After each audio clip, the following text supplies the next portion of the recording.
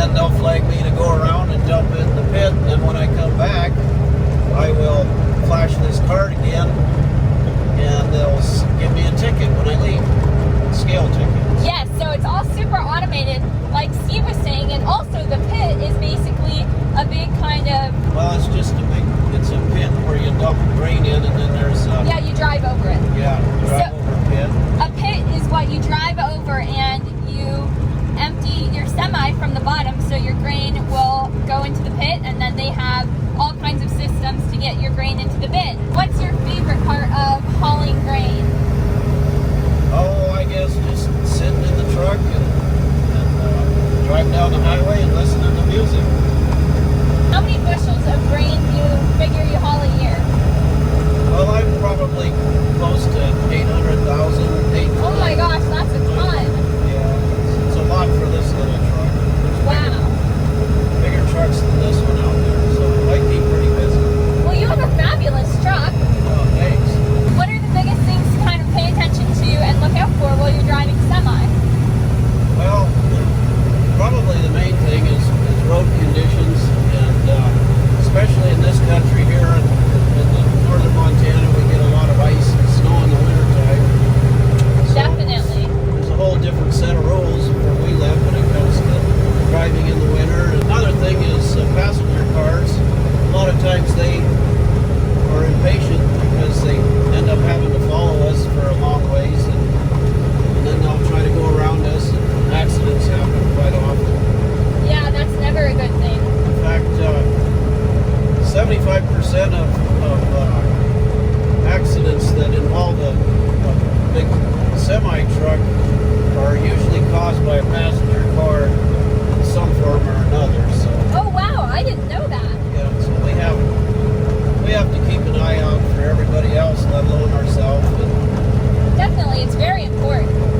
And where we live here, the interstate, and on the 2 lanes too, trucks are, speed limits are 10 mile an hour slower than passenger cars, and which is probably a good idea because it takes a long ways of time for a truck to get stopped if he has to. Yes, definitely. And because of how heavy they are, they take a lot longer to stop than a small car would. So that's definitely something to look out for when you're driving as well, that a semi needs lots of room to stop. Steve's going to explain the typical controls he uses very frequently in the semi, and there's definitely a lot of them, so I'm sure this will be very fun. Well, this here is a stick shift, and it's a 13-speed transmission. And then down here we have, this is Jake brake here. It's an engine brake is what it is. It slows the engine down and helps with braking. And it's also a 3-stage brake, so you can go more brake or less brake depending on what you want. And cruise control here, and these are mostly headlights and panel lights up here. And also have a fan switch here where your engine fan kicks on to cool down when needed, and then it shuts off when you don't need it. Oh wow. Or you can override it here and just turn it on if you need to cool. That's awesome. And these are just your typical gauges. There's 2 air tanks on the truck, and this is 1 air tank and 1 here for your air brakes, and most everything, including your shifting knobs, are air operated. Oh, okay. And these don't work here, but these are your axle temperatures here, and your transmission temperature, and your fuel gauge. And over here you have your water temperature for your engine, and also oil temperature. That monitors how hot your oil gets in your engine. Your battery volts, and this is an air application gauge here. It tells you how many pounds of pressure you're putting on your brakes. Oh wow. And then this handle here is just basically, it's a regulated trailer brake. You can put lots of pressure on your trailer brakes or less, just depending on driving conditions. I use it sometimes when I'm going downhill on ice. I'll put a little bit of drag on the back trailer, and it helps pull a little bit so I don't jackknife and slide down a hill. Oh, that's a really good idea. It's the air horn here. It doesn't work very good with this truck.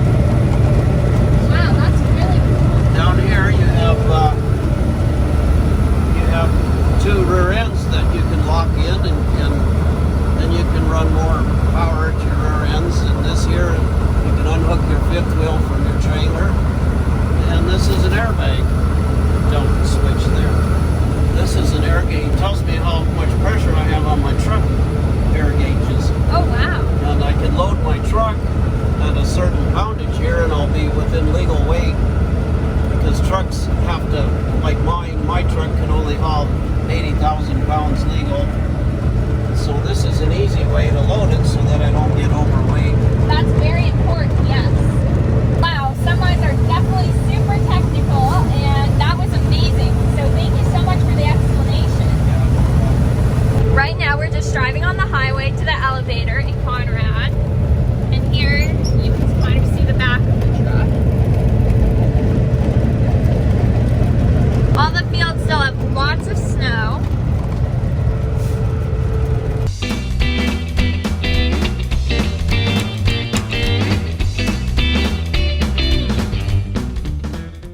Every time we haul a load of grain to the elevator, they put a hydraulic probe in and they get a sample of your grain and it goes inside to their facility and they check it for protein, moisture, and all kinds of things, because that's very important.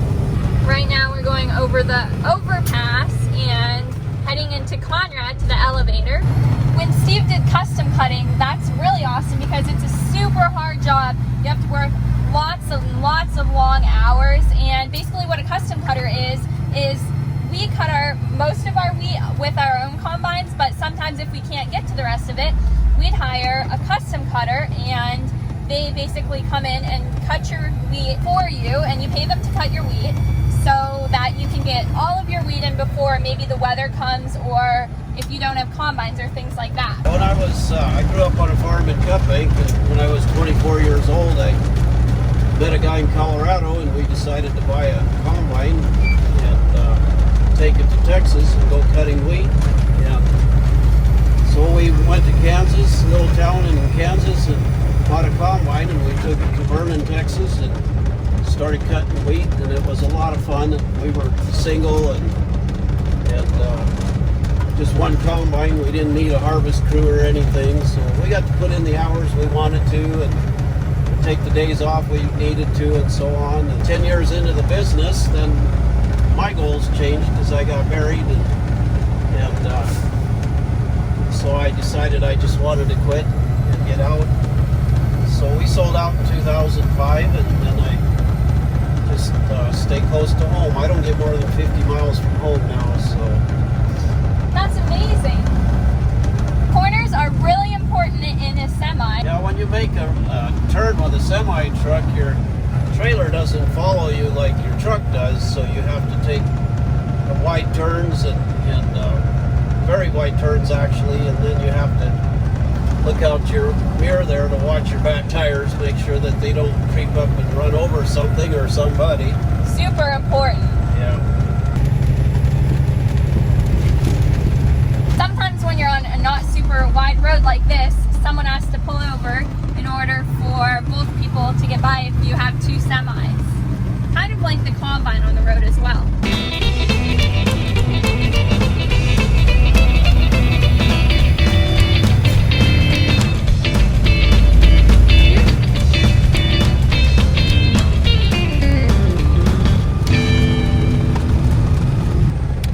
Over here in the white tarp is grain, winter wheat under it, and then over there in those piles of wheat is spring wheat and winter wheat. And usually you want to cover it so that if there's snow, that your grain is covered. And then here's the elevator that we sell our wheat at. And then there's the pile of wheat.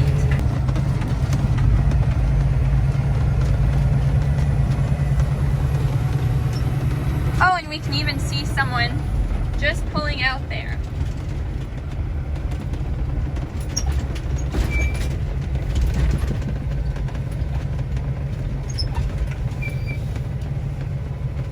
Right now we're just in line at the elevator, and Steve is untarping his truck because we keep a tarp on it just in case it snows or rain, and also so that none of the grain falls out, which would be very bad, but that's just what we're doing right now.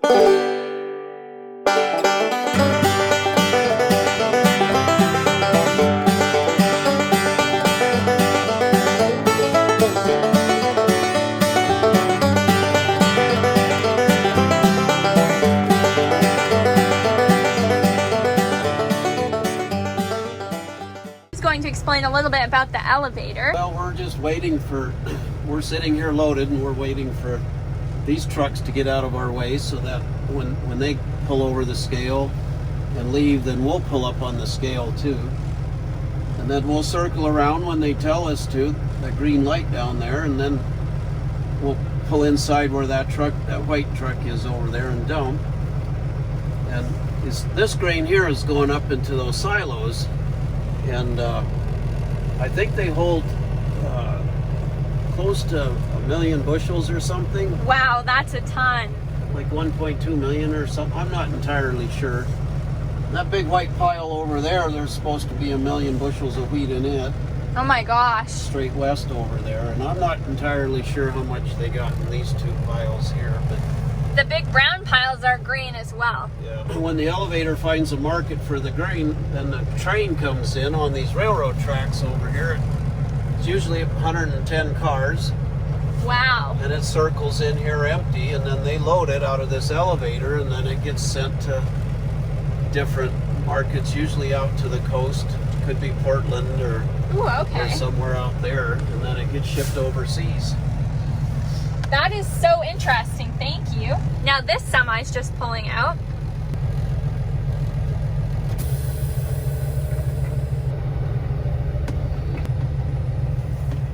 Okay, now we're going to pull up on the scale and we're going to weigh our truck loaded.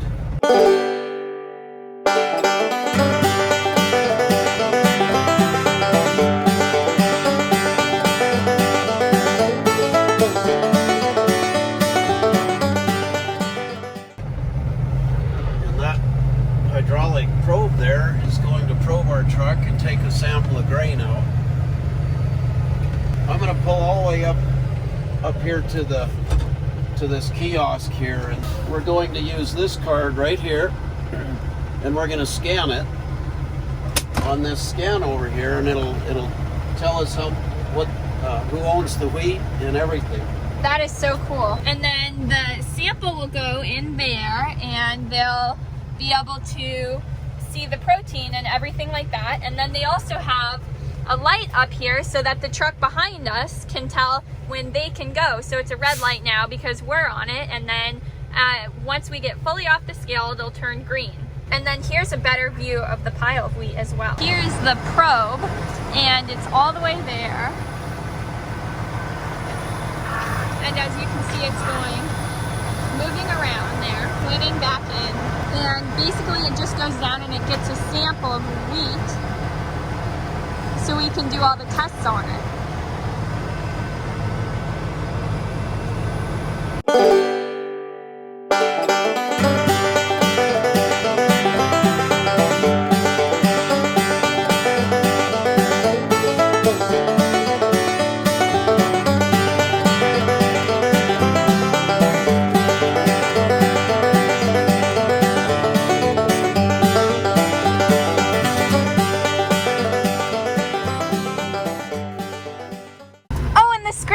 To go to the pit, so that's pretty exciting. And then the light just turned green.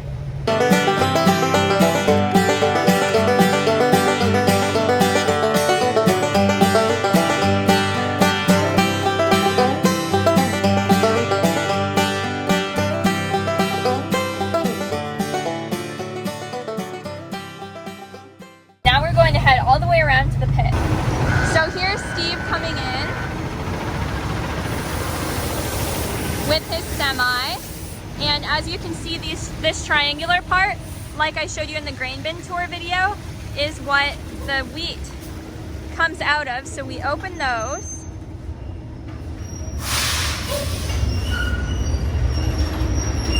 like this with a crank. Hello. Hi. Taking a few pictures? Yes, if that's okay.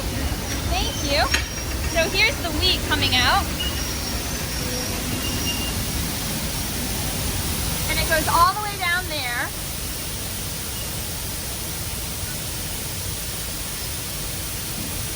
And there's also one in the back.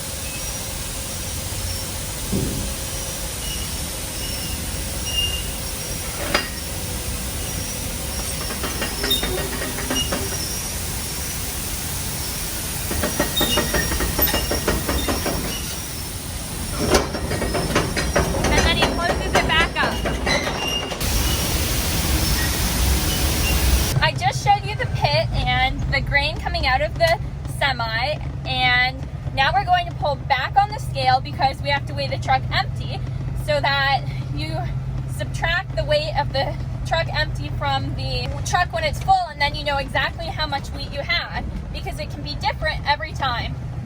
And here's the probe again, taking a sample of this semi.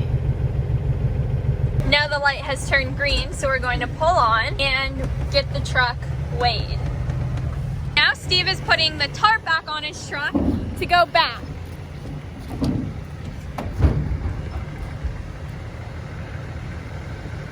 Now we're about to have some delicious hot chocolates from Lily Bean Coffee Shop in Dutton, Montana. Now earlier in the video, I was hauling grain with Steve Wall, who is Lily's husband, and Lily has the absolute best coffee shop in Dutton. It is so delicious. So we always love to eat the sandwiches, but today we're going to have hot cocoa. Okay, now we're going in and I'll see you inside.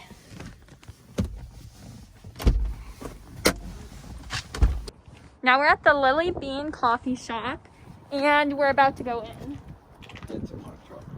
to get some delicious hot chocolate like my dad said. May we have 2 cups of hot chocolate? Yes. Thank you.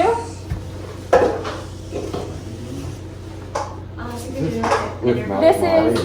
Yeah, do you want it? Oh, yes, please. That makes hot chocolate always more delicious. This is Lily Bean's Coffee Shop, and it's the most amazing coffee shop in Dutton, so you'll have to try it out if you're ever in Dutton, Montana. Stop in and get a coffee.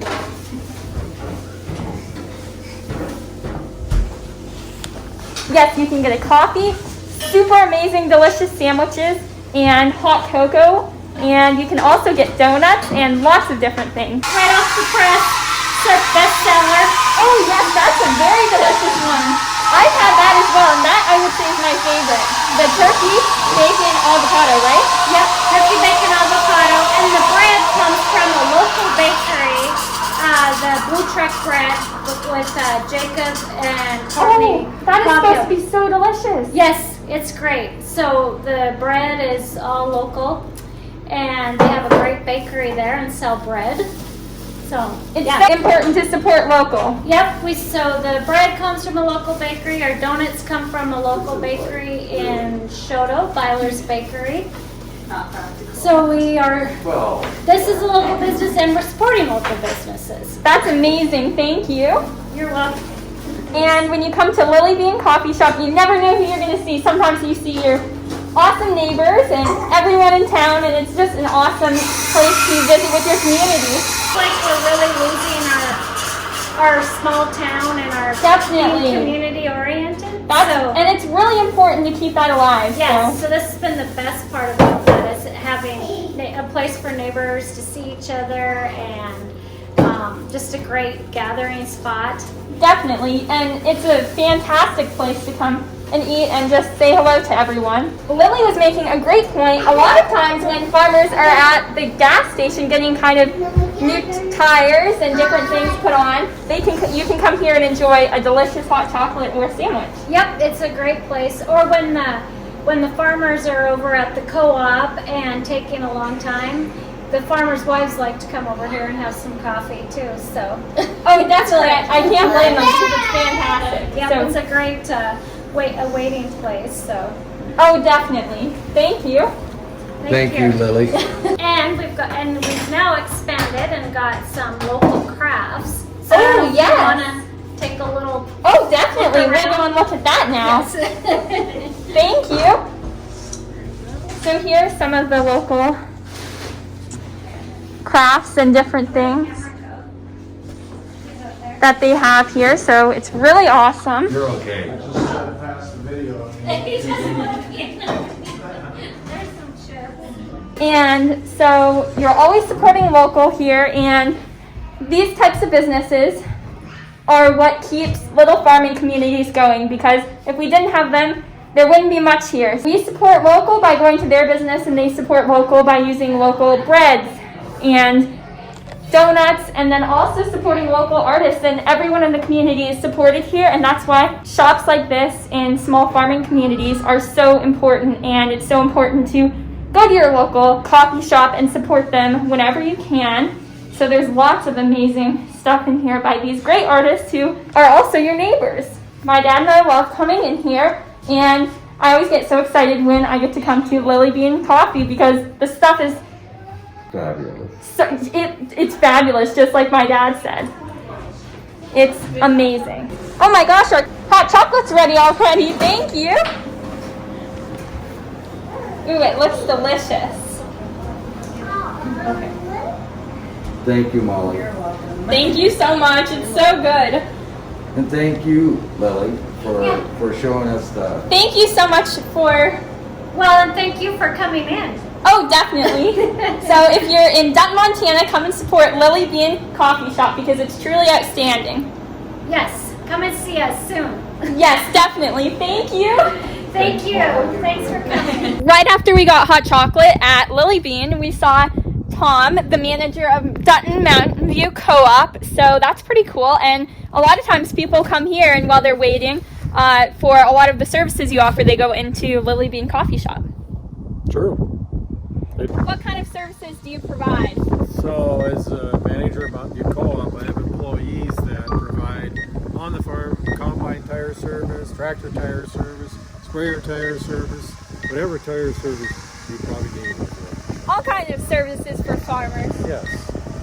And you can also come and get your fuel here and Get your farm fuel here, your convenience store items, whatever you need to run the farm. Things Definitely. for cows, Feed, salt, oh, that's awesome. fuel, oil, everything.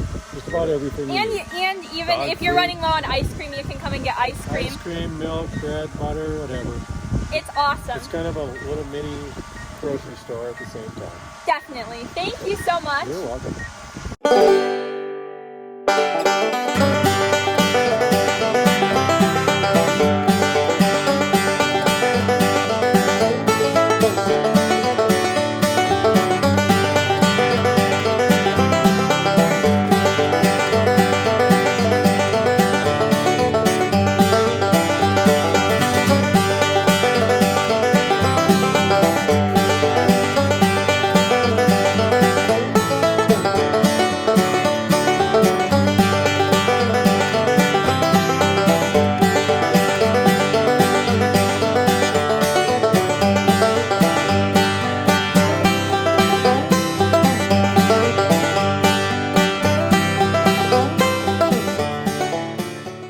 Thank you so much for watching. I hope you enjoyed.